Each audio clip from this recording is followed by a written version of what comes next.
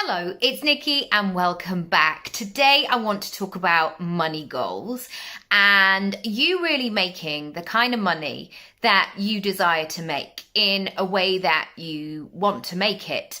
I really don't believe in working 24/7 all the hours and just solely doing that in your life. I think life has to be a blend that works for you. And I know for me, life goes in different chapters. There was a lot of my 20s where I really it was all about work or socializing. They were my two different things. And then in my 30s, it was about really remodeling how I worked so I could parent. I had very little children. And in my 40s, a new chapter has begun. And I'm really beginning to see that money goals and creating income from ultimately your imagination isn't just one thing. It isn't just a case of pricing and packaging. There are so many other elements. And my son, who is 8.5, he is beginning to talk a lot more about money. And one of the things that we were talking about the other day was he was asking, what does £1 million look like? He hears million all the time, not because we're on a luxury yacht or anything like that, but, it's said in that sort of way.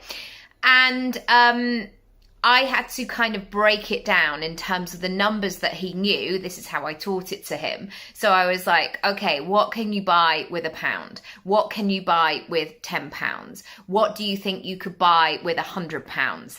And when we got into the £100, that was his sweet spot because he realized that he could ultimately, rounding about, this is like an Arsenal strip. So he was like, I could buy one Arsenal outfit with £100. And then we got into, okay, so with £1,000, you could buy 10 of those. And then it went all of the way up. And he also knows there's seats for about 62,000 people in the Emirates Stadium. So he could begin to visualize what that exchange looked and felt like. And then it got me thinking about footballers and what we can learn from their wealth and from their hard work. Now, this is not coming from a place of saying, oh my goodness, all footballers are amazing and they deserve all of the money. And, there's so many different ways of doing it. But here are some lessons that we can take, because I know that many of my clients come to me because they want to step things up. And yet, as they go ahead and want to step things up, underneath that, there is that sense of, but can I do this? Is it okay to do that? Sometimes there's a feeling that who you need to become is vastly different from who you are. And this is money mindset work, my friend. And so hopefully today, these 5 things will give you lots to think about. So if I think back to my childhood, and I was an avid reader of the Sunday Times Rich List. I used to love going through that. It was one of my favorite things. I can't even remember when it came out, but I used to really enjoy reading all of these stories. Granted, a lot of the stories were similar and the same sorts of people, and I haven't read it for a while, but I'd be interested to know how that has changed and if there is any more diversity. But when I was thinking about careers and people who earned a lot of money, there would be this sense of like faceless people in the city. That was something that I heard. Or some people with big jobs. That was something that came up, like, oh, they've got a big job. And you're like, oh, right, okay. So does that mean that they earn a lot of money? And the other reference I had was footballers, because in the 80s and 90s, it was always on in my house, and I think I had a break for about 10 years, and now it's definitely back in my house because my son and my partner are quite obsessed with the whole thing. So there's a lot of football going on and therefore a lot of chat about it. But this was one of the things that was a reference point for me of this person earns X number of thousand per week. And one of the figures that I began to hear a lot was like they earn 100 grand a week.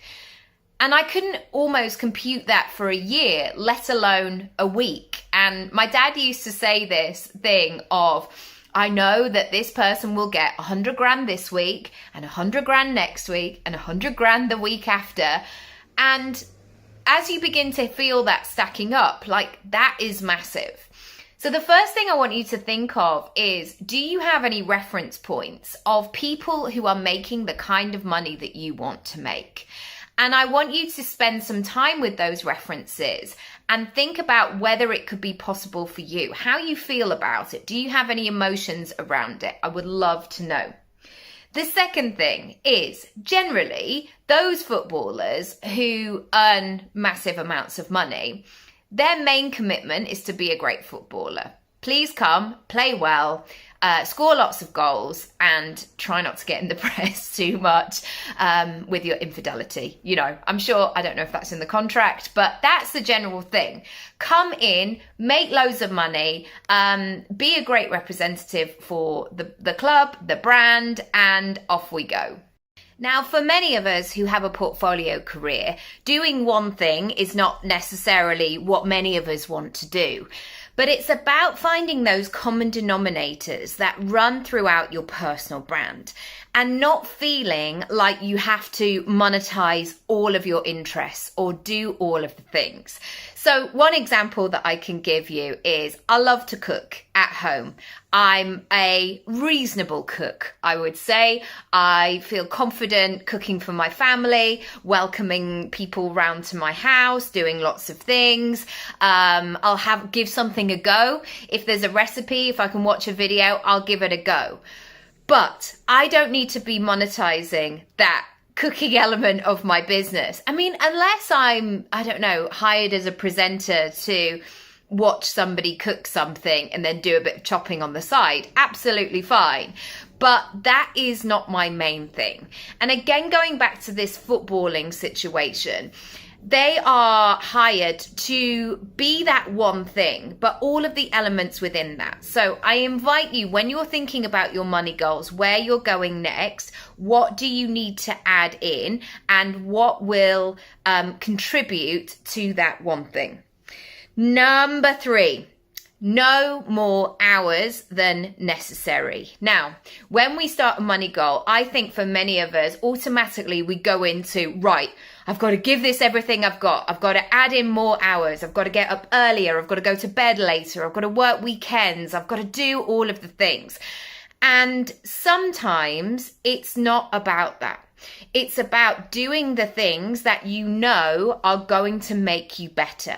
So I'm sure that those footballers, as soon as they get to a professional level, I mean, obviously they're going to have some kind of structure, some sort of training.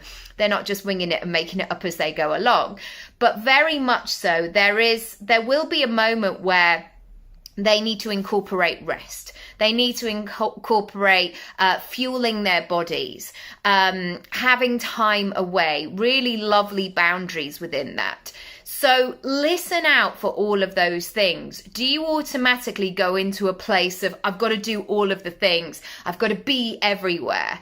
And actually learning from footballers, I'm sure that they do have, you know, a fairly intense training schedule, especially if they're playing bigger games. But I don't think they're all staying up till midnight and starting at 6 a.m. and just playing football all day. There will be that sense of stepping back and recovery and doing the other things around it. Number 4, environment. Other people. So I assume that once you are a Premier League footballer, for example, or playing for your country, there is a general conversation about money. And you can watch the David Beckham program to see that. There was this sense of like, oh, that person's driving that kind of car. That person's wearing Gucci. It's not like one person is like, oh, hi, I'm the richest. And everybody's like, I've got these really nice trackies from JD Sport. Everybody is elevating and going to that level. So I urge you that if you're thinking about going to a new level in terms of money and the way that you do life and business. Surround yourself in environments where people go, great. Oh, and by the way, let me just give you a little tip here. This worked for me. Maybe it would work for you. Or try this payment system. This was amazing. And it will allow you to have payment plans, for example. I think who we surround ourselves with is really important, because we have that ability to be energized by all of these things, or for it to be completely draining. So there could be that moment where you are going to the next level, and maybe you've mentioned it to your friends and family, and already you're having the chat in the background like, do you think you can make money from that? Really? Like, oh, I'm not sure. Oh, wow, that's a lot of money, isn't it? How on earth are you going to do that? Not helpful. It's almost like if you're going to run a marathon, you need people around you who go, do you know what? It's only 26 miles. We can totally do this. Even if we have to walk some of the way, it will be fine. You don't want somebody running alongside you going, do you know that people die sometimes doing this? You don't want that. So you want to keep the vibes high and really consider that environment. Number 5, everything is geared around doing the thing that you want to do. So I think that when we go to a new level, we really have to question what pieces of the puzzle are taking up our time, our energy, and the way that we're doing things. And I think that, especially for women, there is this moment sometimes that we have to be all, we feel like, we don't have to, we feel like we have to be all of the things. And a couple of weeks ago, really silly example, I organised the cake stall for my daughter's class. And I mean, it was fine. It's not like it's not like I was organising Ascot or anything like that. It was a cake sale, but there was a bit of back and forth. There was time on email. I did a Sainsbury's trip to pick up some cakes that, people have donated money. And my daughter said to me, "Are you going to bake as well? Why don't we bake cookies?" And actually, I didn't have any more capacity. I could do the organising and the running to Sainsbury's because I was going there everywhere because, life. And I remember going, no, I'm not going to do that this time because what I've done is enough. And I think when we go to the next level, we have to break some patterns, some familiar things of like, do I always need to be the person to do this? Or do I need to spend my time and energy in this particular area if it's not getting me to where I want to get to? And sometimes that requires, sometimes in the short term, sometimes in the long term, it requires investment of your energy, your time, your resources to get you to that next level. So I know that in order to grow my business, one of the most important things I need to do every day is feel good. And that sounds very kind of Billy Basic, but honestly, if I feel good, if I feel energized, if I feel awake, if I feel connected, that is when I'm going to reap the rewards. That's when I'm going to show up. That's when I'm going to bring my best version to the table. And I've discovered through 84 days of doing this that running 15 minutes every day gives me that extra rocket fuel of what I need to do that. So even though somebody on the internet might be like, they're 15 minutes you could spend reading with your children. Yes, it is. But I also know that I have to fill up the different pots of myself in order to do all of the things. So how does that sit with you? What are your money goals ultimately for the next month, the next quarter, the next 6 months? What are they? Get really specific and then consider what work, and I don't just mean like work, email. I mean the 360 version of that. Do you need to do, to create, to cultivate in order to get you where you need to get to? I would love to know.